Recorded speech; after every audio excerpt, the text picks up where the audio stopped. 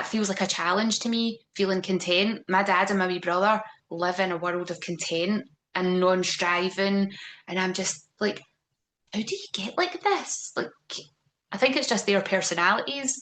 I'm like, I don't, that feels like the challenge for me. That feels like the dream to get there. Yeah, but you know what? It's like, well, that is your goal, and that's you have Mhm. got to the content. You know what you wanted at the start of your business, and you got there. You know, the big goals, the big dreams, they don't need to be anything to do with business. They don't have to be that. And you said you're really happy, you're content. That's brilliant. But you want to be even more chilled like your dad and your brother. So maybe that's your next goal. Do you know?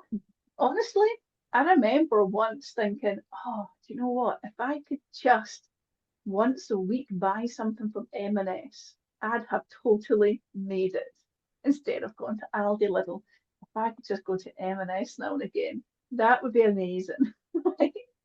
And I mean, I don't go to Vegas too far to drive, but there's little things that matter. And it doesn't have to be a big thing. It doesn't have to be a big thing. When I work with people, there's no right or wrong answer. Your answer is your answer. That's your truth. That's what matters to you. Your story and your lived experience is yours. You cannot argue with that. You just need to be honest with yourself. And I think sometimes it's interesting, you're like you weren't in the right room, but actually I know the people in the room that were there. You were absolutely in the right room, but it is that societal expectation that we have and those unconscious biases that are in our own heads that you were absolutely not in the right room. I know the people who are in that room. You have been going in business longer, more successful. You have managed to tick the boxes of what you wanted. That is success. But in our heads, we have these unconscious biases of, well, actually, if everyone else is saying their goals should be higher, mine should be higher, or if I don't have this, this, and that, then mine should be, what am I doing wrong? And it's just not right. Like in our heads somewhere, we've learned that along the way that we should be ticking the boxes that everyone else around us thinks. And I love having a chat about those unconscious biases because um, I became really obsessed with it when I was doing a LinkedIn training actually, which is really random. But I was trying to explain to somebody why they have to put a nice banner and picture on their LinkedIn, and they're like, "What does it matter?" And I'm like, "Well, because we do actually judge books by its cover." So I did this thing where I had like four tabs open and I put in John Smith, and I found four different John Smiths on LinkedIn. And the first one had no picture, like no profile picture, no banner, nothing. The second one had a really dodgy looking picture in the profile. The third one had an okay picture and an okay banner, and the third one was like quite clearly somebody had a professional picture and a really branded up banner. And I went through them and I'm like, would you connect? Would you connect with this person here that you can't see them? They're totally faceless. They're like, absolutely not. They're really dodgy. And then the next one, they're like, that picture's a bit dodgy. And some people said yes, some people said no. The third one's everyone's just like, yeah, they look okay. They've got a picture, they've made an effort. And the third one, no brainer. Like they're really professional. Now, it might just be the person and the one with no picture has no idea how to work it and needs a bit of support on that.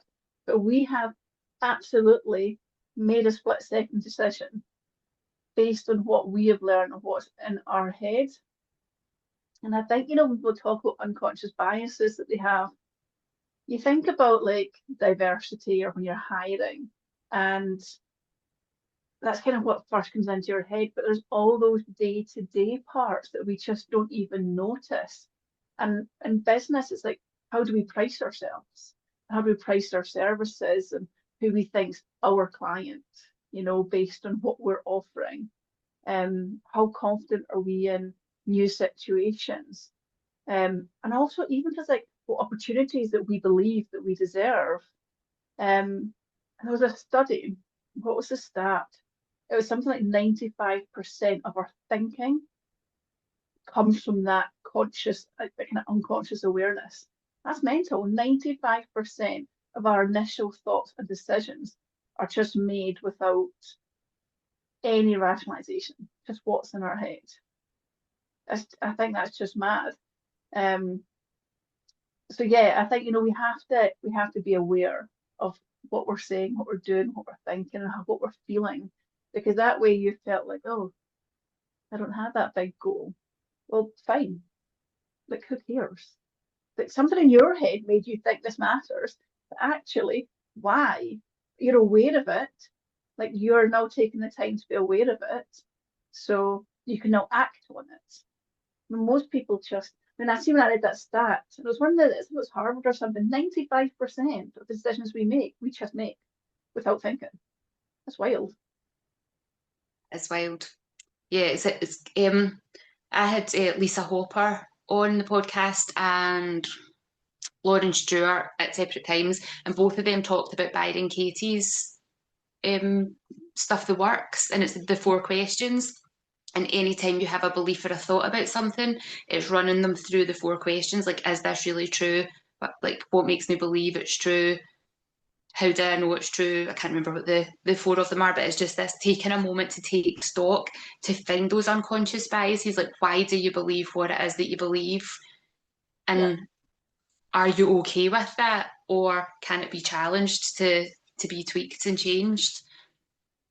Yeah, I do. I think it's just that awareness, isn't it? And you need to, if you can start being really aware of when you do something and why you do it and question it, it might be totally fine, or it might go, actually, and I think so. For me personally, I notice it a lot with people and how I act around different types of people. And it's not the diversity part, it comes down to I suppose we all have those self-awareness or self-conscious parts of us, don't we? So when I'm speaking to certain people, I can I can talk forever, but like when I'm talking to some people, I'm just like, I don't know what to say to you. I have nothing to say. I can't get any words out. And it's like, well, why is that? Because we're all people at the end of the day, but why is that? And it's quite interesting because when I was probably in my 20s, maybe even early 30s, I generally thought like people like lawyers, doctors, solicitors, people that study for years and years and years, and they're deemed to be more intelligent than the rest of us. I'm sure a lot of them are, but well, actually, they were on a pedestal above us, and that's just the way I thought, and it was probably my upbringing as well. But that's what I thought, and actually, this is no slant on any of them, right? I have a client I've worked with for about 5 years now, and they're all surgeons and doctors, and they are the loveliest people.